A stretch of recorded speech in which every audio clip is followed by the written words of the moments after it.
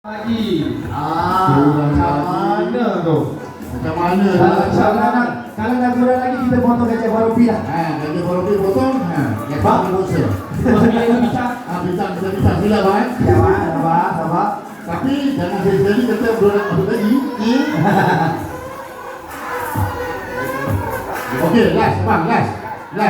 Oleh kerana abang suruh bukit, kemudian tadi saya bagi harga suruh bukitnya. Harga dia kita bagi 250 sebelum tolak 15%.